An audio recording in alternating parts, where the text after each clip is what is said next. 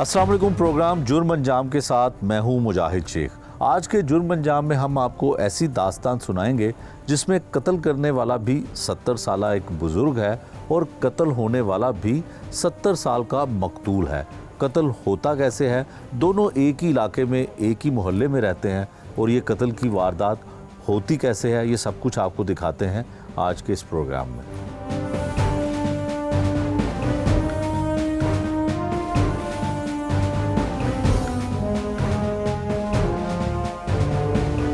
इस केस के हवाले से जुड़ी सबसे अहम चीज़ें हम आपको बताते हैं कि होता कुछ इस तरह है कि थाना शादबाग की हदूद में एक 70 साला बुज़ुर्ग थे जो अपने घर के बाहर कीड़ों को कुछ खुराक डालते थे और कीड़े जो हैं वो उनके घर के बाहर वो खुराक खाने के लिए अक्सर वहाँ पे आते थे। घर के साथ ही एक घर था जिन्होंने कुछ मुर्गियाँ रखी हुई थी। वो मुर्गियाँ वही खुराक खाने के लिए उनके घर के बाहर आ जाती थी। बड़ी छोटी सी और मामूली सी बात थी। मकतूल ने ये बात उन बुज़ुर्गों को कही कि आप ये मुर्गियों को अपने घर में बंद रखें ताकि ये वो कीड़ों की जो खुराक है मुर्गियां ना खाएं। मकतूल ने मुलजिम को मना किया तो दोनों के दरमियान तलख कलामी होती है। उस तलख कलामी के नतीजे में कोई ऐसा नतीजा अखज़ नहीं होता कि नौबत जो है वो कत्ल तक जा सकती है। दोनों 70 साल की उम्र के बुज़ुर्ग थे और दोनों ही इस मोहल्ले में आमने सामने घर में रहायश पजीर थे। फिर पता नहीं कुछ दिन के बाद ऐसा होता है कि घर के करीब ही जो मुलजिम है और उसका बेटा है उनके जो है दोनों का इरादा बनता है मकतूल को कत्ल करने का। तो वो उसको पकड़ते हैं, उसको ज़दोकोब करते हैं और उसके सर में ईंटें मार के उसको कत्ल कर देते हैं, जो मौके पर ही दम तोड़ देता है। पुलिस एक मुलजिम को पकड़ने में कामयाब हो चुकी है लेकिन मुलजिम का बेटा जो है अभी गिरफ़्तार नहीं हुआ है। इस केस से जुड़ी और बातें क्या हैं, लवाहिकीन क्या कहते हैं, पुलिस क्या कहती है, ये सब कुछ हम आपको आगे चल के दिखाते हैं।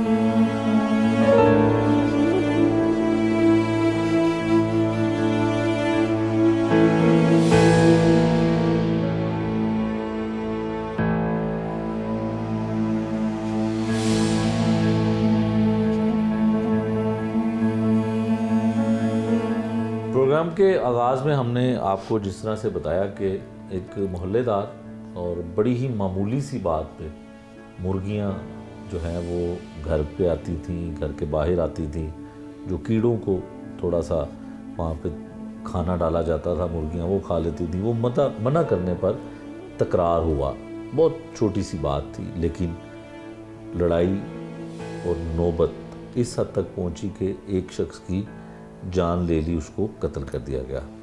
बेवा है मकतूल की हमारे पास, हम उनके घर में मौजूद हैं, इंतहाई परेशान हैं, बहुत दुखी हैं कि घर का जो निज़ाम था वो उन मकतूल की आमदन से चलता था। अब खाने के लाले पड़े हुए हैं। सिर्फ एक बेटा है लेकिन वो इतना कमा नहीं पाता कि घर का गुजर बसर हो सके। सबसे पहले हम जानते हैं कि कत्ल की वारदात हुई कैसे, झगड़ा था क्या, झगड़े की असल वजह क्या थी, कितने दिन लड़ाई रही, कितने दिन झगड़ा रहा, ये इनसे जानने की कोशिश करते हैं। माजी बड़ा अफसोसनाक होया, की होया सी इन्ना जुल्म करता? वो पता बाहर कीड़े गए सी पौधे दे थल्ले ਤੇ ਉਹ ਸਵੇਰ ਆਉਂਦੇ ਸੀ, ਉਹਨਾਂ ਨੂੰ ਸ਼ੱਕਰ ਪਾਉਂਦੇ ਸਨ। ਅੱਛਾ, ਕੋਲ ਤੁਹਾਡੇ ਬੈਠੇ ਮੀਆਂ ਜਿਹੜੇ ਨੇ, ਹਾਂਜੀ, ਜਿਹੜੇ ਕਬਰਸਤਾਨ ਦੇ ਕੀੜੇ ਹੁੰਦੇ ਨੇ ਨਾ, ਉਹ ਹੈਗੇ ਸਨ। ਅੱਛਾ, ਉਹਨਾਂ ਨੂੰ ਸ਼ੱਕਰ ਹਾਂ, ਪਾਉਂਦੇ ਸਨ। ਸ਼ੱਕਰ ਪਾਉਂਦੇ ਕਿ ਬੇਜ਼ਬਾਨ ਹੈਗੇ ਨੇ ਉਹ। ਅੱਛਾ, ਤੇ ਉਹਨਾਂ ਦੀਆਂ ਕੁਕੜੀਆਂ ਆਉਂਦੀਆਂ ਸੀ, ਉਹਨਾਂ ਨੇ ਇਹ ਕਿਹਾ ਤੁਹਾਡੇ ਘਰ ਦੇ ਬਿਲਕੁਲ ਸਾਹਮਣੇ ਹਾਂਜੀ ਜਿਹੜੇ ਸਾਹਮਣੇ ਸਾਡੇ ਘਰ। ਸ਼ਾਮ ਨੂੰ ਉਹ ਚੱਲੇ ਨੇ ਨਾ ਕੰਮ ਦੇ, ਤੇ ਉਹਨਾਂ ਦਾ ਬੇਟਾ ਬੈਠਾ ਸੀ ਬਾਹਰ। ਉਹਨੇ ਕਿਹਾ ਯਾਰ ਇਹ ਤਾਂ ਤੁਹਾਡੀਆਂ ਮੁਰਗੀਆਂ ਦੇ ਨੇ, ਤੁਸੀਂ ਇਹਨਾਂ ਨੂੰ ਮਨਾ ਕਰ ਲਓ। ਅੱਛਾ, ਉਹਨਾਂ ਨੇ ਕਿਹਾ ਨਹੀਂ, ਅਸੀਂ ਨਹੀਂ ਮਨਾ ਕਰਨਾ, ਤੁਸੀਂ ਮੁਰਗੀਆਂ ਆਪਣੀ ਅੰਦਰ ਲੈ ਜਾਓ, ਇਹ ਕੀੜੇ ਤੁਸੀਂ ਆਪਣੇ ਅੰਦਰ ਲੈ ਜਾਓ। ਅੱਛਾ, ਕੀੜੇ ਹਾਂ, ਅੰਦਰ ਲੈ ਜਾਓ। ਹਾਂ, ਕਹਿੰਦੇ ਨੇ ਅਸੀਂ ਨਹੀਂ ਮਨਾ ਕਰਨਾ, ਆਪਣੇ ਕੀੜੇ ਅੰਦਰ ਲੈ ਜਾਓ ਤੁਸੀਂ। ਉਹਨੇ ਕਿਹਾ ਚਲੋ ਠੀਕ ਹੈ, ਨਹੀਂ ਕਰਨਾ। ਤੇ ਮੈਂ ਆਪਣੇ ਮੀਆਂ ਨੂੰ ਖਿੱਚ ਕੇ ਨਾ, ਮੈਂ ਕਿਹਾ ਜਾਓ ਤੁਸੀਂ ਕੰਮ ਤੇ ਜਾਓ, ਤੁਹਾਡਾ ਟਾਈਮ ਹੋ ਗਿਆ। ਮਤਲਬ ਤਲਖੀ ਵਗੈਰਾ ਹੋਈ? ਨਹੀਂ ਕੋਈ ਨਹੀਂ ਹੋਈ। ਨਹੀਂ, ਅੱਲਾ ਨੂੰ ਜਾਣਦੇ ਨਹੀਂ, ਉਹ ਅੱਲਾ ਦਾ ਨਾਂ ਸਾਹਮਣੇ ਲੱਗਾ, ਮੁਹੰਮਦ ਦਾ ਮੈਂ ਝੂਠ ਬੋਲਣ ਦੇ ਕਾਫਰ ਹੋਵਾਂ। ਕੋਈ ਤਲਖੀ ਨਹੀਂ ਹੋਈ, ਆਰਾਮ ਨਾਲ ਉਹਨਾਂ ਨੇ ਕਿਹਾ। ਤੇ ਮੈਂ ਉਹਨਾਂ ਨੂੰ ਕਿਹਾ, ਮੈਂ ਕਿਹਾ ਜਾਓ ਕੰਮ ਤੇ ਚਲੇ ਜਾਓ। ਤੇ ਬਾਅਦ 'ਚ ਉਹਦਾ ਮੁੰਡਾ ਮੈਂ ਸੁਣਿਆ, ਕਹਿੰਦਾ ਮੈਂ ਤੇਰਾ ਬੰਦੋਬਸਤ ਕਰ ਲੈਣਾ ਵਾ ਤੇਰਾ।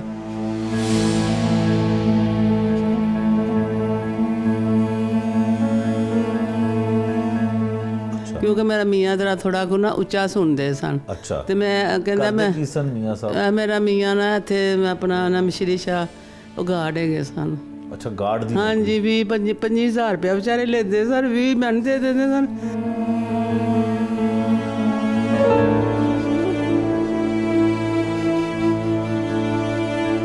ਪੰਜ ਉਹ ਵਿਚਾਰੇ ਆਪਣੇ ਕੋਲ ਰੱਖਦੇ ਸਨ। ਕੋਈ ਕਹਿੰਦੇ ਮੈਂ ਮੋਟਰਸਾਈਕਲ 'ਚ ਤੇਲ ਤੂਲ ਪਵਾਉਣਾ ਹੈਗਾ ਵੇ। ਤੇ ਮੈਂ ਵੇਖ ਲਓ ਤੁਸੀਂ, ਸਾਡੇ ਘਰ ਦੇ ਹਾਲਾਤ ਵੇਖ ਲਓ ਕਿ ਅਸੀਂ ਕੋਈ ਲੱਗਦੇ ਆ ਤੁਹਾਨੂੰ ਕਿ ਕੋਈ ਅਮੀਰ ਹੋਵਾਂਗੇ। ਇਹ ਵੇਖ ਲਓ ਸਾਡੇ ਘਰ ਕਿਸ ਤਰ੍ਹਾਂ ਕੋਈ ਚੀਜ਼ ਨਹੀਂ ਹੈਗੀ ਘਰ ਦੇ ਵਿੱਚ, ਬਸ ਆਪਣਾ ਗੁਜ਼ਰ ਕਰਨੇ ਸਾਂ। ਤੇ ਇਹ ਬੇਟਾ ਮੇਰਾ ਵਿਚਾਰਾ ਮਿਸ਼ਰੀ ਸ਼ਾਹ ਜਾਂਦਾ, ਤੇ ਉਹ ਵਿਚਾਰਾ ਕਿ 200-400 ਬਸ ਕਮਾ ਲਿਆਂਦਾ। 200-400 ਨਾਲ ਤੁਸੀਂ ਦੱਸੋ ਕੀ ਬਣਦਾ ਪਿਆ ਅੱਜ? ਹਾਂ ਜੀ, ਬਿਲਕੁਲ ਠੀਕ ਕਹਿ ਰਹੇ ਹੋ ਕਿ ਅੱਜ ਕੱਲ੍ਹ ਦੇ ਦੌਰ ਦੇ 400-500 ਰੁਪਏ ਨਾਲ ਗੁਜ਼ਾਰਾ। ਹਾਂਜੀ, ਕੁਛ ਨਹੀਂ ਬਣਦਾ ਹੈਗਾ। ਲੇਕਿਨ ਜਿਹੜੇ ਤੁਹਾਡੇ ਮੀਆਂ ਸਨ, ਉਹਨਾਂ ਨੇ ਜਦੋਂ ਮਨਾ ਹੋਈ, ਗੱਲ ਖਤਮ ਹੋ ਗਈ, ਹਾਂਜੀ ਜੀ ਠੀਕ ਹੈ, ਨਹੀਂ ਤੁਸੀਂ ਆਪਣੀ ਮੁਰਗੀਆਂ ਹਾਂ ਉੱਥੋਂ ਹਟਾਉਂਦੇ ਤੇ ਕੋਈ ਗੱਲ ਨਹੀਂ, ਉਹ ਫਿਰ ਚਲੇ ਗਏ। ਫਿਰ ਨੌਬਤ ਇਸ ਤਰ੍ਹਾਂ ਫਿਰ 8 ਕੁ ਦਿਨ ਬੀਤੇ ਨੇ। ਤੇ ਮੇਰਾ ਮੀਆਂ ਕਹਿੰਦਾ ਮੈਨੂੰ ਬਿੱਲ ਦੇ, ਮੈਂ ਜਾ ਕੇ ਨਾ ਪਤਾ ਕਰਕੇ ਆਵਾਂ ਆਮਰ ਰੋਡ ਤੋਂ ਕਿ ਕਿੱਥੇ ਬੈਂਕ 'ਚ ਜਮ੍ਹਾਂ ਹੋਣਾ। ਉਹ ਪਿਓ ਪੁੱਤਰ ਜਿਹੜੇ ਸੀ ਨਾ, ਇਹ ਰੇਤ ਬਾਹਰ ਖਲੋਤ ਵੇਖੀ ਹੋਣੀ ਹੈ, ਉੱਥੇ ਲੁਕੇ ਬੈਠੇ ਸਨ ਬਾਹਰ। ਅੱਛਾ, ਤੇ ਮੈਨੂੰ ਦੇਤਾ ਬਿੱਲ, ਲੈ ਕੇ ਚਲਾ ਗਿਆ। 10 ਕੁ ਮਿੰਟ ਹੋਏ ਨੇ ਤੇ ਬਾਹਰੋਂ ਆਵਾਜ਼ਾਂ ਆਉਣ ਲੱਗ ਪਈਆਂ। ਮੈਂ ਕਿਹਾ ਪਤਾ ਨਹੀਂ ਕੌਣ ਲੜਦਾ ਪਿਆ। ਅੱਛਾ, ਤੇ ਮੈਂ ਮੌਕੇ ਤੇ ਗਈ ਆ ਨਾ, ਤੋਰੇ ਪੁੱਤਰ ਨੇ ਇਹਨਾਂ ਨੂੰ ਜੱਫਾ ਪਾਇਆ ਪਿੱਛੋਂ ਮੇਰੇ ਮੀਏ ਨੂੰ। ਤੇ ਉਹਦਾ ਪਿਓ ਜਿਹੜਾ ਨਾ ਇੱਟਾਂ ਮਾਰ ਕੇ ਉਹਦਾ ਖੂਨ ਹੋ ਗਿਆ।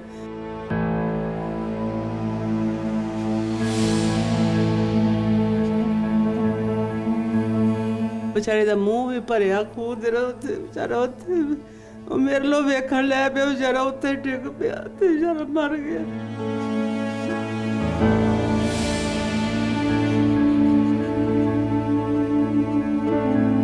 ਮੈਂ ਗਈ ਆ ਤੇ ਮੈਨੂੰ ਬਾਬਾ ਕਹਿੰਦਾ ਤੂੰ ਵੀ ਦਫਾ ਜਾ ਤੂੰ, ਤੈਨੂੰ ਵੀ ਨਹੀਂ ਤੇ ਮਾਰ ਦਾਂਗਾ ਇੱਟਾਂ ਦੇ ਨਾਲ।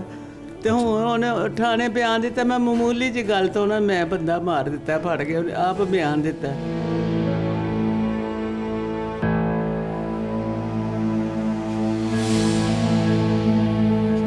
ਤੇ ਆ ਜਿਹੜੇ ਪੁਲਿਸ ਵਾਲੇ ਨੇ, ਮੈਂ ਜਾਣੀ ਆ ਸ਼ਾਦਬਾਗ ਵਾਲੇ, ਮੈਂ ਗਈ 1-2 ਦਫਾ, ਉਹ ਵੀ ਨਹੀਂ ਮੇਰੀ ਗੱਲ ਸੁਣਦੇ ਕੋਈ। ਮੈਂ ਕਿਹਾ ਤੁਸੀਂ ਉਹਨੂੰ ਫੜੋ, ਉਹਦੇ ਪੁੱਤਰ ਨੂੰ। ਉਹ ਕਹਿੰਦੇ ਨੇ ਜਦੋਂ ਤੁਸੀਂ ਗਏ ਉੱਥੇ ਤੇ ਉਹਨਾਂ ਨੇ ਜ਼ਖਮੀ ਕਰਤਾ ਸੀ ਸਿਰ ਹਾਂਜੀ, ਤੇ? ਪਿੱਛੋਂ ਉਹਨਾਂ ਨੇ ਮੇਰੇ ਪੁੱਤਰ ਨੇ ਫੜਿਆ। ਕਿੰਨੇ ਫੜਿਆ ਹੋਇਆ ਸੀ? ਉਹਦੇ ਬੇਟੇ ਨੇ ਫੜਿਆ ਸੀ। ਹਾਂਜੀ, ਜੱਫਾ ਮਾਰਿਆ ਸੀ ਉਹਨੂੰ। ਤੇ ਸਿਰ 'ਚ ਹਾਂ, ਇੱਟਾਂ ਮਾਰ ਕੇ ਕੌਣ ਮਾਰ ਰਿਹਾ ਸੀ? ਉਹ ਬਾਬਾ ਜਿਹੜਾ ਸੀ। ਉਹਦਾ ਕੀ ਨਾਮ ਹੈ? ਪਤਾ ਨਹੀਂ ਮੈਨੂੰ, ਉਹਦੇ ਨਾਂ ਦਾ ਨਹੀਂ ਪਤਾ। ਤੁਹਾਡਾ ਮਸਾਇਆ ਜਿਹੜਾ ਸੀ? ਹਾਂਜੀ, ਮੈਂ ਤੁਹਾਡੇ ਸਾਹਮਣੇ ਇੱਥੇ ਕਿਸੇ ਲੋਕਾਂ ਨੂੰ ਬੁਲਾਉਂਦੀ ਨਹੀਂ, ਮੇਰਾ ਧਿਆਨ ਜਾਨੀ ਨਾ ਲੋਕਾਂ ਨਾਲ ਹੈਗਾ। ਠੀਕ ਹੋ ਗਿਆ। ਤੇ ਉਹਦੇ ਬਾਅਦ ਇੰਨਾ ਮਾਰਿਆ ਕਿ ਉਹ ਉੱਥੇ ਵਿਚਾਰੇ ਉੱਥੇ ਡਿੱਗ ਪਏ, ਵਿਚਾਰੇ ਉੱਥੇ ਬੇਹੋਸ਼ ਹੋ ਗਏ, ਉੱਥੇ ਡਿੱਗ ਪਏ।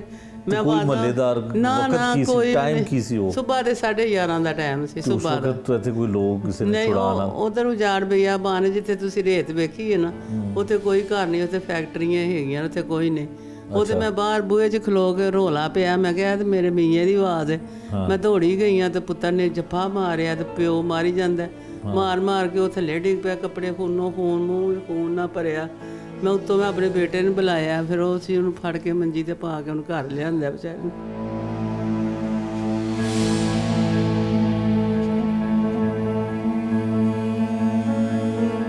ਉੱਥੇ ਹੀ ਦਮ ਤੋੜ ਗਿਆ। ਹਸਪਤਾਲ ਨਹੀਂ ਲੈ ਕੇ ਗਏ? ਨਹੀਂ, ਉਹ ਬਹੁਤ ਹੀ ਹੋ ਗਏ ਸਾਨੂੰ, ਹੋਸ਼ ਹੀ ਨਹੀਂ ਸੀ ਹੈ ਕੋਈ ਵੀ। ਅੱਛਾ ਡਾਕਟਰ ਕਹਿੰਦੇ ਨੇ ਇਹ ਦਮ ਤੋੜ ਗਏ, ਉਦੋਂ ਦੇ ਤੋੜ ਗਏ ਦਮ, ਜਦੋਂ ਇੱਟਾਂ ਮਾਰ ਤੇ ਫਿਰ ਤੁਸੀਂ ਪੁਲਿਸ ਨੂੰ ਬੁਲਾਇਆ? ਪੁਲਿਸ ਨੂੰ ਫਿਰ ਬੁਲਾਇਆ ਤੇ ਪੁਲਿਸ ਫਿਰ ਆਈ ਸੀ ਇੱਥੇ ਆ ਕੇ, ਤਾਂ ਉਹਨਾਂ ਨੇ ਵੇਖਿਆ, ਉਹਨਾਂ ਨੇ ਆ ਕੇ ਮੌਕਾ ਮੱਲ। ਅੱਛਾ। ਤੇ ਉਹ ਬਾਬੇ ਨੂੰ ਫੜਿਆ, ਉਹ ਫੜਿਆ ਨਹੀਂ ਸੀ ਜਾਂਦਾ, ਬਾਬਾ ਦੌੜ ਗਿਆ ਸੀ। ਦੋਨੋਂ ਦੌੜ ਗਏ ਸਨ? ਹਾਂ, ਦੋਨੇ ਹੀ ਦੌੜ ਗਏ ਸਨ। ਤੇ ਫਿਰ ਉਹਨਾਂ ਦਾ ਕੋਈ ਰਿਸ਼ਤੇਦਾਰ ਨੂੰ ਨਾ ਮੇਰੇ ਬੇਟੇ ਨੇ ਫੜਵਾਇਆ। ਅੱਛਾ। ਉਹਨੇ ਕਿਹਾ ਕਿ ਇਹਨੂੰ ਫੜੋ, ਇਹਦਾ ਰਿਸ਼ਤੇਦਾਰ ਹੈਗਾ। ਤੇ ਫਿਰ ਬਾਬਾ ਆਪ ਹੀ ਆ ਗਿਆ ਉੱਥੇ ਠਾਣੇ। ਪੁੱਤਰ ਜਿਹੜਾ ਵੇ ਹੁਣ ਉਹ ਜ਼ਮਾਨਤ ਕੱਚੀ ਕਰਾ ਕੇ ਨਾ ਉਹ ਵੇਲ ਲੈ ਕੇ ਤੇ ਬਸ ਬੈਠਾ ਆਵੇ। ਅੱਛਾ, ਲੇਕਿਨ ਪੁਲਿਸ ਨੇ ਮੁਕੱਦਮਾ ਫਿਰ ਫੌਰੀ ਦਰਜ ਕਰ ਲਿਆ ਸੀ? ਪੁਲਿਸ ਕੁਛ ਨਹੀਂ ਸੀ ਕਰਦੀ। ਮੈਂ ਆਪਣੇ ਬੇਟੇ ਨਾਲ ਪਹਿਲੀ ਦਫਾ, ਮੈਂ ਤੇ ਘਰੋਂ ਬਾਹਰ ਕਦੀ ਗਈ ਨਹੀਂ ਹੈਗੀ, ਮੇਰਾ ਮੀਆਂ ਹੀ ਸਾਰਾ ਕੁਝ ਕਰਦਾ ਸੀ, ਮੈਂ ਕਦੀ ਨਹੀਂ ਘਰੋਂ ਬਾਹਰ ਨਿਕਲੀ। ਠੀਕ ਹੈ। ਨਾ ਕੋਈ ਸਬਜ਼ੀ ਲੈਣ, ਨਾ ਕਿਸੇ ਕੱਪੜਾ ਲੈਣ, ਉਹ ਹੀ ਲਿਆ ਕੇ ਮੈਨੂੰ ਦਿੰਦੇ ਸਾਂ। ਠੀਕ ਹੈ। ਤੇ ਮੈਂ ਆਪਣੇ ਤਾਹਰ ਦੇ ਨਾਲ ਮੈਂ ਗਈ ਹਾਂ ਉੱਥੇ ਬਾਹਰ, ਉੱਥੇ ਥਾਣੇ ਗਈ ਹਾਂ। ਤੇ ਮੈਂ ਕਿਹਾ 8 ਦਿਨ ਹੋ ਗਏ ਨੇ, ਮੈਂ ਕਿਹਾ ਸਾਡਾ ਕੇਸ ਨਾ ਤੁਸੀਂ ਸਾਨੂੰ FIR ਦਿੰਦੇ ਹੋ, ਨਾ ਪੋਸਟਮਾਰਟਮ ਦੀ ਰਿਪੋਰਟ ਦਿੰਦੇ ਪਏ ਹੋ। ਮੈਂ ਕਿਹਾ ਤੁਸੀਂ ਕਿਉਂ ਇੱਥੇ ਬੈਠੇ ਹੋ ਘਰ? SHO ਨੂੰ ਮੈਂ ਕਿਹਾ, ਮੈਂ ਕਿਹਾ ਤੁਸੀਂ ਕਿਉਂ ਇੱਥੇ ਬੈਠੇ ਹੋ? ਮੈਂ ਕਿਹਾ ਨਾ ਤੁਸੀਂ ਬਾਬੇ ਨੂੰ ਉੱਥੇ ਭੇਜਦੇ ਪਏ ਹੋ, ਉੱਥੇ ਜਿੱਥੇ ਆਪਣਾ ਜੇਲੇ ਭੇਜਦੇ ਹੋ, ਔਰ ਪੁੱਤਰ ਨੂੰ ਵੀ ਨਹੀਂ ਤੁਸੀਂ ਫੜਦੇ। ਤੇ ਕਹਿੰਦਾ ਬੀਬੀ ਜਾ ਤੂੰ ਆਪ ਫਿਰ ਫੜ ਲੈ ਜਾ ਕੇ।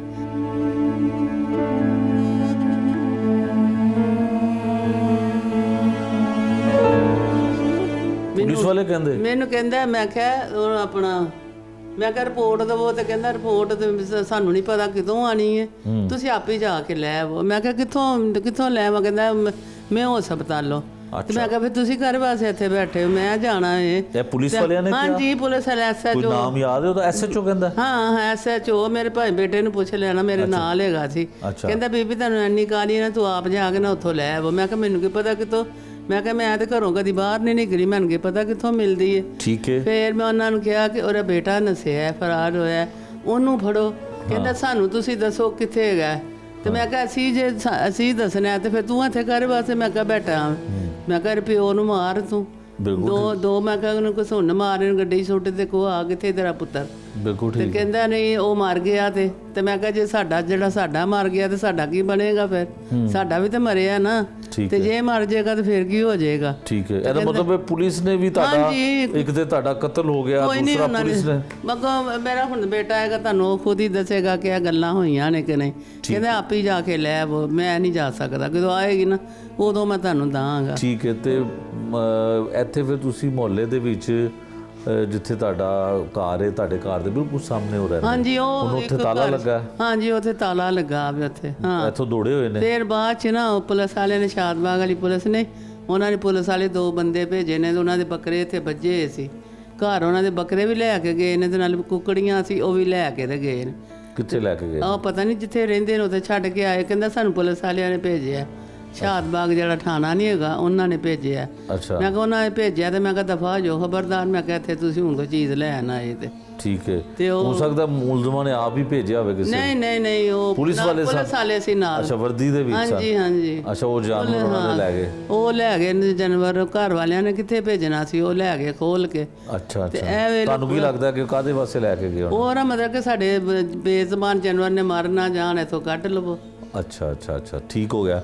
ਤੇ ਕਿੰਨਾ ਅਰਸਾ ਜ਼ਿੰਦਗੀ ਦੇ ਗੁਜ਼ਾਰੇ? ਮੇਰਾ ਪੁੱਤਰ ਮੈਨੂੰ ਤੇ 60-70 ਸਾਲ ਸਾਡੇ ਬਿਆਨ ਹੋ ਗਏ ਨੇ, 60-70 ਸਾਲ ਹੋ ਗਏ ਨੇ। 1979 ਚ ਸਾਡੀ ਸ਼ਾਦੀ ਹੋਈ ਸੀ, 1979 ਚ। ਅੱਛਾ, ਹਿਸਾਬ ਲਾ ਲਓ ਤੁਸੀਂ ਕਿੰਨੇ ਸਾਲ ਹੋ ਗਏ ਹੋਣੇ ਜ਼ਿੰਦਗੀ ਦਾ ਬੜਾ ਲੰਬਾ ਸਾਥ। ਮੈਂ ਤੇ ਸਾਰਾ ਦਿਨ ਰੋਂਦੀ ਰਹਿੰਦੀ ਆ।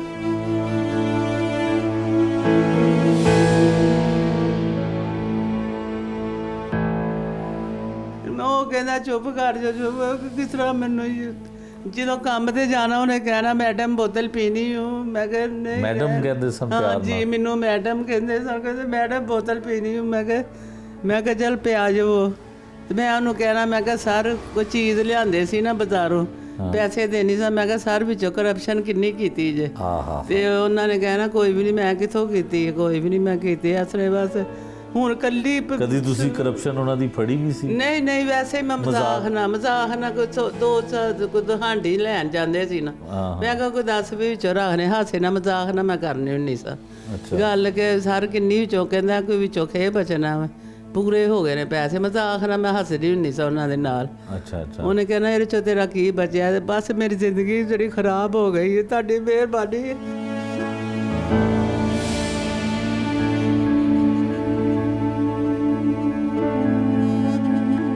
ਇਹ ਪੁਲਿਸ ਵਾਲੇ ਵੀ ਇਹ ਵੇਖੋ ਬਾਬੇ ਨੂੰ ਅੱਜ ਉਹਨਾਂ ਭੇਜਿਆ ਪੁੱਤਰ ਹੋਰੀ ਇਹ ਜਿਹੜਾ ਹੈਗੇ ਨੇ ਇਹ ਜਿਹੜੇ ਮੁੰਡੇ ਦੀ ਜ਼ਮਾਨਤ ਹੁਣ ਵੇਖੋ ਹੈਗੀ ਸੀ ਤਾਂ ਉਹਨਾਂ ਨੇ ਕੈਂਸਲ ਹੀ ਨਹੀਂ ਕੀਤੀ ਜੱਜ ਨੇ ਕੋਈ ਵੀ, ਅੱਗੋਂ ਫੇਰ ਉਹਨਾਂ ਨੇ ਡੇਟ ਦੇ ਦਿੱਤੀ ਹੈ।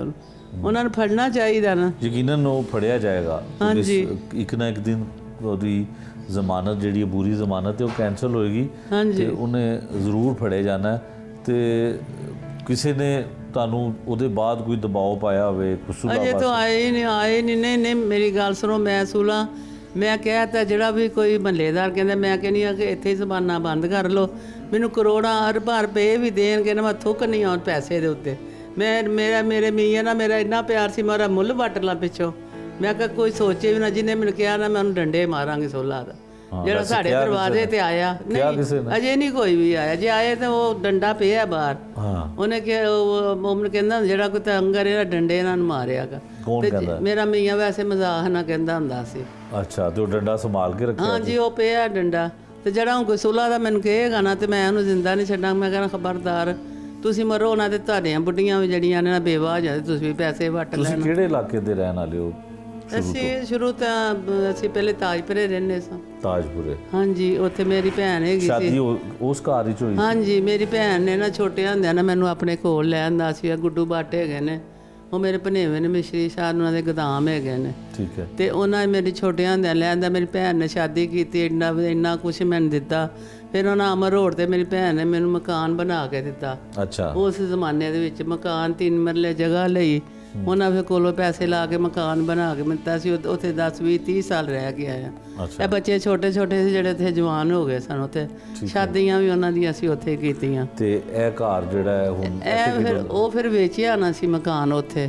ਕਿਉਂ ਵੇਚਿਆ? ਵੈਸੇ ਹੀ ਉਹ ਕਹਿੰਦਾ ਸੀ ਕਿ ਚਲੋ ਇੱਥੋਂ ਵੇਚ ਕੇ ਤੇ ਫਿਰ ਅਸੀਂ ਚਾਈਨਾ ਸਕੀਮ ਆ ਗਏ। China scheme. ਅੱਛਾ। ਉੱਥੇ ਫਿਰ ਅਸੀਂ ਉੱਥੇ ਵੀ ਮਕਾਨ ਲਿੱਤਾ ਤੇ ਉਹ ਫਿਰ ਵੇਖ ਕੇ ਫਿਰ ਅਸੀਂ ਖੁਦ ਫਿਰ ਆਪਣੇ ਹੱਥ ਨਾਲ ਬਣਾਇਆ ਮਕਾਨ ਜਿਹੜਾ। ਠੀਕ ਹੈ। ਤੇ 2 ਬੱਚੇ ਨੇ ਤੁਹਾਡੇ? ਹਾਂਜੀ, ਇੱਕ ਬੇਟੀ ਇੱਕ ਬੇਟਾ। ਇੱਕ ਬੇਟੀ ਇੱਕ ਬੇਟਾ।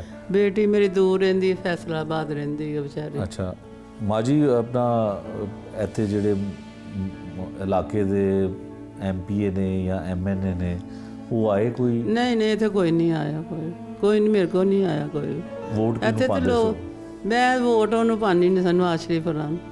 ਨਵਾਜ਼ ਸ਼ਰੀਫ ਨੂੰ ਵੋਟ ਪਾਉਂਦੇ? ਨਵਾਜ਼ ਸ਼ਰੀਫ ਨੂੰ ਜਾਂ ਬੇਨਜ਼ੀਰ ਨੂੰ ਮੈਂ ਪਾਣੀ ਨਹੀਂ ਸੀ। ਅੱਛਾ। ਤੇ ਇਹਦੇ ਹੁਕੂਮਤ ਵੀ ਨਵਾਜ਼ ਸ਼ਰੀਫ ਸਾਹਿਬ? ਹਾਂਜੀ, ਮੈਂ ਝੂਠ ਨਹੀਂ ਬੋਲਦੀ, ਮੈਂ ਉਹਨਾਂ ਨੂੰ ਪਾਣੀ ਸਾਂ ਜਾਂ ਬੇਨਜ਼ੀਰ ਨੂੰ ਪਾਣੀ ਸਾਂ। ਇਮਰਾਨ ਮਰੂਹਾਨ ਮੈਂ ਕੋਈ ਨਹੀਂ ਪਾਇਆ। ਮੈਨੂੰ ਕਹਿੰਦਾ ਪਾ, ਮੈਂ ਕਿ ਮੈਂ ਨਹੀਂ ਪਾਣਾ। ਅੱਛਾ। ਮੈਂ ਨਵਾਜ਼ ਸ਼ਰੀਫ ਨੂੰ ਜਾਂ ਬੇਨਜ਼ੀਰ ਨੂੰ ਪਾਣੀ ਸਾਂ। ਠੀਕ ਹੈ। ਤੇ ਇਹ ਹੁਕੂਮਤ ਵੀ ਮੁਸਲਿਮ ਲੀਗ ਨੂਨ ਦੀ ਹੈ? ਹਾਂਜੀ। ਕੋਈ ਮਰੀਮ ਨਵਾਜ਼ ਸਾਹਿਬਾ ਉਹਨਾਂ ਨੂੰ ਕੁਝ ਕਹਿਣਾ ਚਾਹੁੰਦੇ? ਮੈਂ ਮਰੀਮ ਸਾਹਿਬਾ ਨੂੰ ਕਹਿੰਦੀ ਆ, ਮੇਰੀ ਧੀ, ਜੇ ਤੂੰ ਮੇਰੀ ਧੀ ਹੈ, ਮੇਰੇ ਇਨਸਾਫ ਮੇਰੇ ਨਾਲ ਕਰ। ਮੇਰਾ ਬਹੁਤ ਜ਼ੁਲਮ ਹੋਇਆ ਸੀ, ਗਰੀਬ ਬੰਦੇ ਹੈਗੇ ਆ, 20-25 ਵਿਚਾਰਾ ਕਮਾਉਂਦਾ। ਔਰ ਨਾ ਵੇਖੋ ਸਾਡੇ ਘਰ ਦੇ ਵੇਖੋ ਕੋਈ ਹਾਲਾਤ ਸਹੀ ਹੈਗੇ ਨੇ, ਵੇਖੋ ਕਿ ਹੈ ਸਾਡੇ ਘਰ ਕੋਈ ਚੀਜ਼। ਤੇ ਤੇਰੀ ਮਿਹਰਬਾਨੀ ਹੈ, ਮੈਨੂੰ ਇਨਸਾਫ ਚਾਹੀਦਾ, ਮੈਨੂੰ ਹੋਰ ਕੁਛ ਨਹੀਂ ਚਾਹੀਦਾ। ਇਹਨਾਂ ਨੂੰ ਤੂੰ ਨਾ ਬਸ ਇਹਨਾਂ ਨੂੰ ਦੋਵਾਂ ਮਾਂ ਪਿਓ ਪੁੱਤਰ ਨੂੰ ਇਹਨਾਂ ਨੂੰ ਸਜ਼ਾਏ ਮੌਤ ਚਾਹੀਦੀ ਹੈ, ਫਿਰ ਮੈਨੂੰ ਸਕੂਨ ਹੋਏਗਾ। ਇੰਝ ਨਹੀਂ ਮੈਨੂੰ ਹੋਣਾ ਸਕੂਨ। ਤੇਰੀ ਮਿਹਰਬਾਨੀ, ਜੇ ਤੂੰ ਮੇਰੀ ਧੀ ਹੈ ਨਾ ਤੇ ਮੇਰੀ ਮਦਦ ਜ਼ਰੂਰ ਕਰ, ਇਹਨਾਂ ਸਜ਼ਾਏ ਮੌਤ ਦਵਾ। ਜੱਜ ਵੀ ਜਿਹੜੇ ਨੇ ਨਾ ਉਹ ਵੀ ਸਾਡੇ ਗਰੀਬਾਂ ਦੀ ਕੋਈ ਗੱਲ ਨਹੀਂ ਸੁਣਦੇ ਪਏ ਕੋਈ ਵੀ। ਉਹ ਤਰੀਕਾ ਦੇਈ ਜਾਂਦੇ ਪਏ। ਅੱਗੋਂ ਸਾਡਾ ਇੱਥੇ ਭਾਵੇਂ ਰਹਿਣ ਦਾ ਕੋਈ ਹਜ਼ਾਰ ਹੀ ਨਾ ਹੋ ਜਾਏ, ਇੱਥੇ ਆ ਗਏ फिर असी की करांगे, फिर आमने सामने थे लड़ाइयाँ होंदियां रहनगियां। बिल्कुल ठीक है। ये थी जी वो मकतूल की बेवा जो जिनका कहना है कि वो पाकिस्तान मुस्लिम लीग नून को हमेशा वोट कास्ट करती थी और फिर उससे पहले वो पाकिस्तान पीपल्स पार्टी को वोट कास्ट करती थी। मरियम नवाज़ साहिबा जो वज़ीर आला पंजाब हैं, उनको बेटी बना के जो है वो फरियाद कर रही हैं कि कम से कम उनको इंसाफ मिले। ना वो इस केस में कोई सुलह करना चाहती हैं, ना वो ये चाहती हैं कि कोई रकम दे के तो लोग जो हैं इनके साथ सुलह करवाएं। इनके साथ नाइंसाफ़ी, उनका कहना है कि उनके शोहर ने सिर्फ़ उनका इतना सा कसूर था कि उन्होंने ये कहा कि आप मुर्गियों को अपने घर में रखें, जो बाहर कीड़ों को खाना डाला जाता है, खाने की चीज़ें डाली जाती हैं, मुर्गियाँ वो खा लेती हैं। इस बात पे तलखी होती है और ये कत्ल की वारदात हो जाती है। इसके बाद मकतूल का जो बेटा है, जो इस मुकदमे का मुद्दई है, उससे भी जानते हैं वो क्या कहता है। इस केस के हवाले से वो भी आपको दिखाते हैं।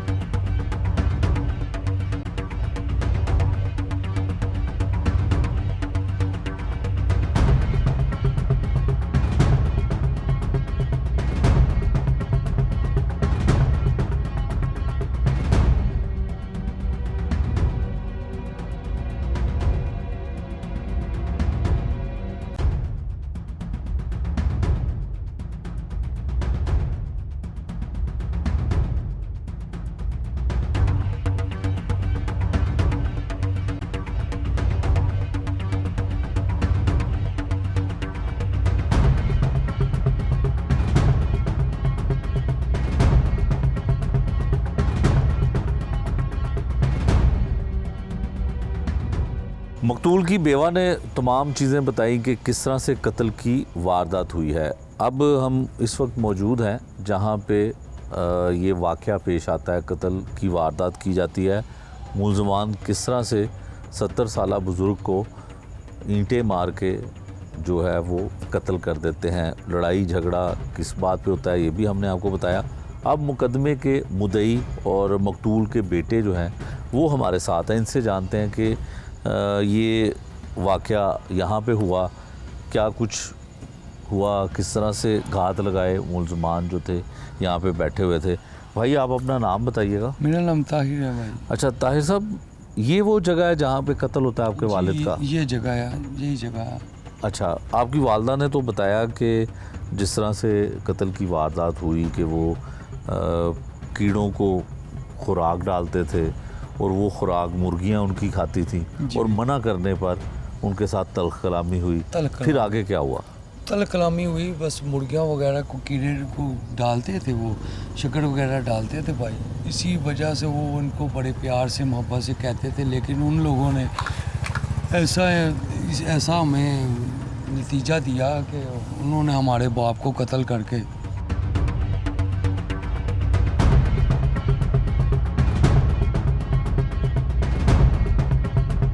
ठीक है। अच्छा, यहाँ पे वो कैसे छुपे हुए थे, बैठे हुए थे?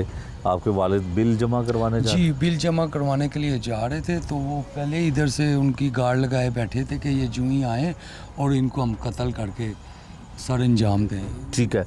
आप इस इलाके में, ये तो फैक्ट्री एरिया है सारा, बड़ी बड़ी मिलें लगती हैं, जो आवाज़ भी आ रही है जी सर। तो यहाँ पे उस वक्त दिन के 11 बजे हुए थे, तो कोई था नहीं, किसी ने छुड़ाया नहीं? जी नहीं सर, तब उस दिन बस अल्लाह पाक की कुदरत है, कोई भी न था, ना कोई आने वाला था ना कुछ जाने वाला था। वो दूर से वो एक इमाम मस्जिद था, वो सामने पीछे मस्जिद है, वो बेचारा दूर से देख रहा था। ठीक है। जब तक वो मतलब वो लड़े थे देख, जब तक वो वहाँ से आया तब तक उसने ईंटें वगैरह मार के मौके पे मार दिया था। मौके पे मार दिया। अच्छा, पुलिस ने शायद हमें ये बताया कि वो आपके मुलज़मान जो हैं वो करीबी रिश्तेदार भी थे? जी नहीं, हमारे रिश्तेदार नहीं थे, वो अजनबी थे, न जाने कौन थे कौन नहीं थे, लेकिन हमारे रिश्तेदार नहीं थे। रिश्तेदार नहीं थे। अच्छा, आप हमें वो जगह जहाँ पे वो कीड़ों को खुराक डालते थे जी सर, और जो मुलज़मान घर में आपके बिल्कुल सामने रहते थे, जी सर, वहाँ पे चलते, क्योंकि ये कत्ल की वारदात तो बिल्कुल आपके घर के जो है वो करीब हुई है। अब हम आपको वो जगह दिखाते हैं जहाँ पे मकतूल और इनके वालिद जो थे वो कीड़ों को खुराक डाला करते थे, शक्कर डालते थे, कुछ और ऐसी कीड़ों को खाने पीने की चीज़ें जो हैं वो दरख्त में और अपने घर के जो है करीब वो डाला करते थे। वो जगह आपको दिखाते हैं। कि कैसे वहाँ पे हुआ, और दूसरा ये भी दिखाते आए ताहिर साहब। जी सर। तो वो भी आपको ये भी बताते हैं कि जहाँ पे वो मुलजमान की रिहाइश थी।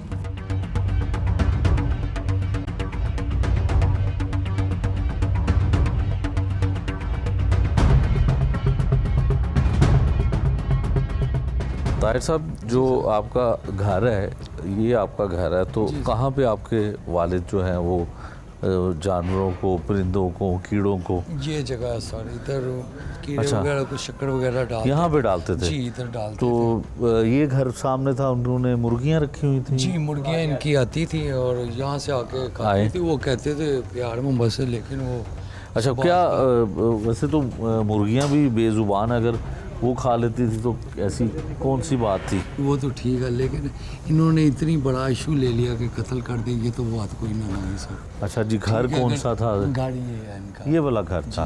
अच्छा, तो ये तो अभी ज़ेरे तामीर लगता है घर। अब ताला है यहाँ पे? जी ताला लगाया, कोई नहीं रह रहा अभी? उसी दिन से, जिस दिन की वारदात हुई थी ना, इन्होंने किया था, कत्ल किया, उसी दिन से ये फिर यहाँ से अच्छा चले गए। अच्छा, आप हमें थोड़ा सा पुलिस के हवाले से बताइएगा कि इन्वेस्टिगेशन जो है वो हुई, ज़ाहिर FIR दर्ज हो गई, फिर उसके बाद इन्वेस्टिगेशन पुलिस ने जो है वो क्या किया?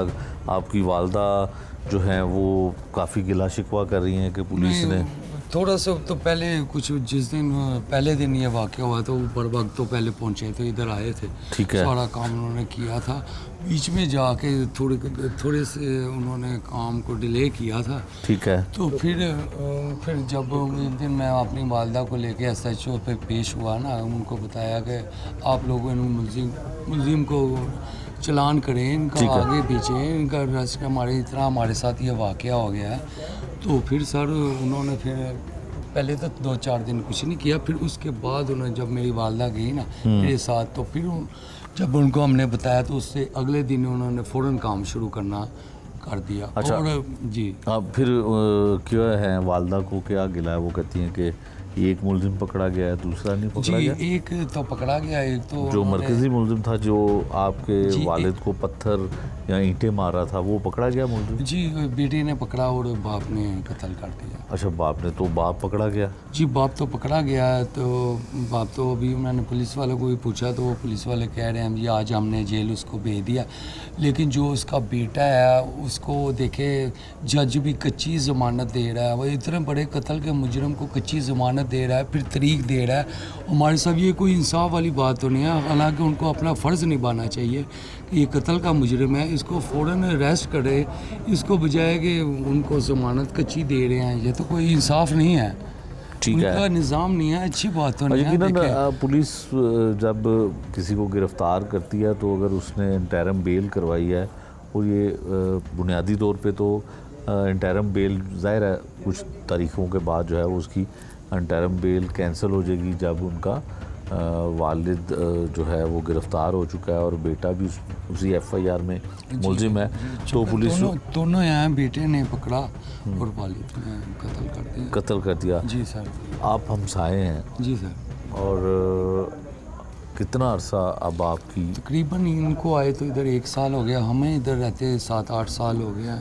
7-8 साल हो गए। और अगर कोई सुलह की बात मोहल्लेदारों ने की हो? नहीं सर, सुलह की बात किसी ने नहीं की अभी तक। वो वैसे भी हम लोग सुलह करने वाले नहीं हैं, हम लोगों के साथ इन्होंने बहुत ज़्यादती की है। हमें इंसाफ चाहिए, जिस तरह का किया उस तरह का बढ़े, उस तरह का इंसाफ चाहिए जी। ठीक है। ये थे जी मुकदमे के मुद्दई और बेटे थे मकतूल के। आपको हमने वो तमाम चीज़ें दिखा दी, किस तरह से वाक़या पेश आता है और किस तरह से अदम बर्दाश्त की वजह से ये सारा मामला सामने आता है। इंसाफ के उम्मीद करते हैं कि उनको इंसाफ मिलेगा, इंसाफ का जो है वो अपील भी करते हैं कि उनके साथ इंसाफ होना चाहिए। पुलिस ने एक जो मुलजिम है उसको तो गिरफ़्तार कर लिया है, दूसरा मुलजिम जो है वो अंतरिम अबूरी ज़मानत पे है और पुलिस की जानिब से भी ये कहा जा रहा है कि हम उसको जल्द गिरफ़्तार कर लेंगे। इस केस से जुड़ी पुलिस की तफ्तीश क्या कहती है, पुलिस की इन्वेस्टिगेशन क्या कहती है, वो भी हम आपको प्रोग्राम में दिखाते हैं।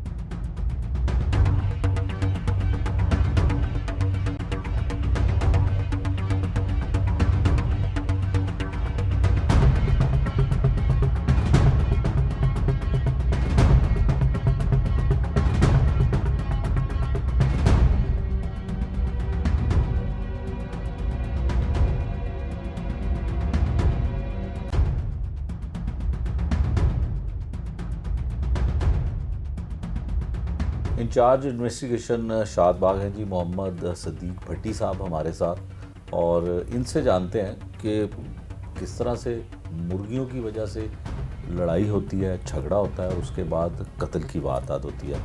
असल वजह क्या है और इन्वेस्टिगेशन क्या कहती है। पुलिस ने मुलजिम को गिरफ़्तार करके जुडिशल भिजवा दिया है जेल में, तो तफ्तीश क्या कहती है पुलिस की, ये इनसे जानते हैं। भट्टी साहब ये बताइएगा कि बड़ी मामूली सी बात है, लोग मुर्गा लड़ाने पे झगड़ा करते हैं, ये मुर्गियां घर में रखी हुई और मुर्गियों को आने जाने पे झगड़ा शुरू होता है और कत्ल तक नौबत पहुंच जाती है। क्या वाक़या क्या है?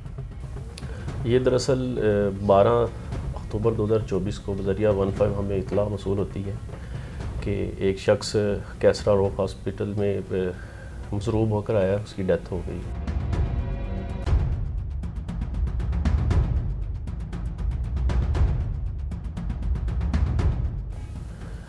तो हम अपनी टीम के हमरा वहाँ पहुँचते हैं, ठीक है, जो वहाँ मुर्दा हालत में पाया जाता है, तो वहाँ उसके लवाहिकीन भी हमें मिलते हैं। तो उसके बाद उनसे एप्लीकेशन लेकर जो उस पर ज़ाब्ता कार्रवाई अमल में लाई जाती है। फिर हम जाए वक़ुआ पर जाते हैं, वो एविडेंस कलेक्ट करते हैं। तो हमें मालूम ये होता है कि ये चूँकि मकतूल और कातिल आमने सामने इनका घर है, तो इनकी आगे भी लड़ाई झगड़ा छोटी छोटी बातों पे होता रहता है, जानवरों की बकरे वगैरह रखने की वजह से, मुर्गियों की वजह से। तो उनकी एक दिन कबल फिर लड़ाई हुई थी, तो उसकी रंजिश में इनकी फिर लड़ाई हुई। तारिक महमूद जो था ये वहाँ से गुज़र रहा था, जो कातिल था मुनीर भट्ट, तो उसने रास्ते में उसको रोक कर उसको पत्थर मारे, जिससे उसकी मौत वाक़ हो गई।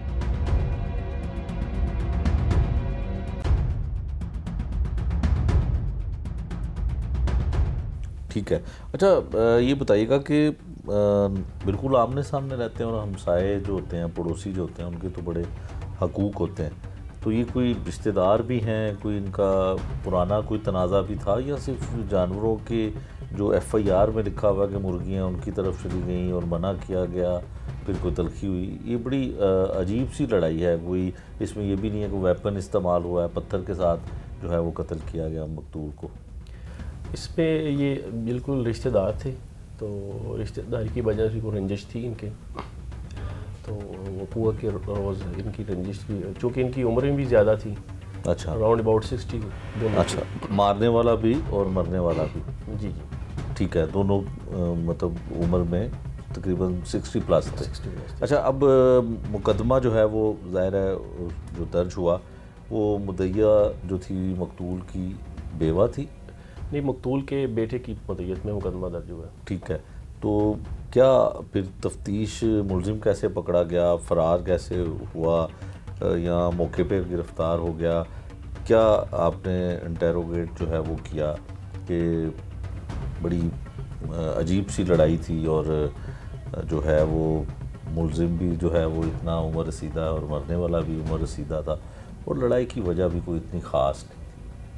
ये वक़ुआ करने के बाद अपनी फैमिली के हमरा वहाँ से फ़रार हो जाते हैं, तो हमें इनकी इन्फॉर्मेशन मिलती है, फिर हम इनको विदिन 4-5 आवर्स अरेस्ट कर लेते हैं। मुनीर भट्ट जो इसमें मरकज़ी मुलज़म है, ठीक है, उसको हम गिरफ़्तार कर लेते हैं, और उससे दौराने कोर्स ऑफ इन्वेस्टिगेशन आला कत्ल भी बरामद हो गया।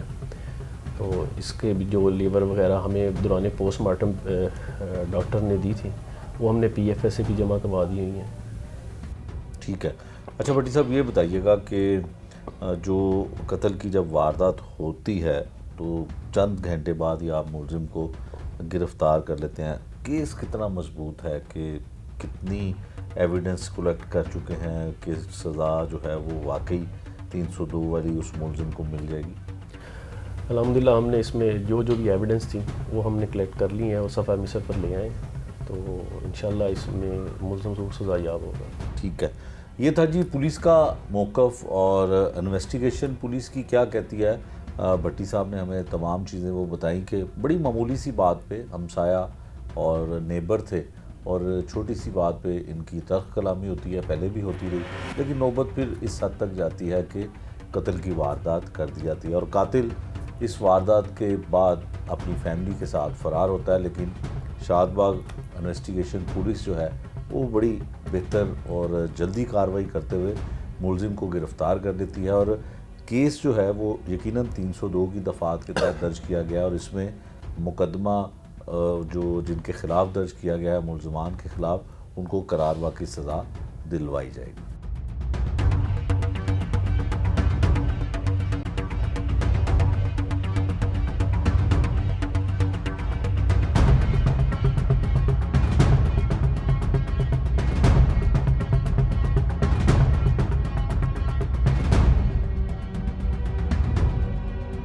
शादबाग में कत्ल होने वाले जुल्म की दास्तान की कहानी हमने आपको सुनाई भी और दिखाई भी। आज के प्रोग्राम में हमने आपको ये भी दिखाने की कोशिश की कि किस तरह से अदम बर्दाश्त और मामूली सी तल्ख कलामी जो है वो नौबत कहाँ तक ले जाती है। लवाकिन का क्या कहना था, पुलिस का क्या कहना था, ये सब कुछ हमने आपको इस प्रोग्राम में दिखाया।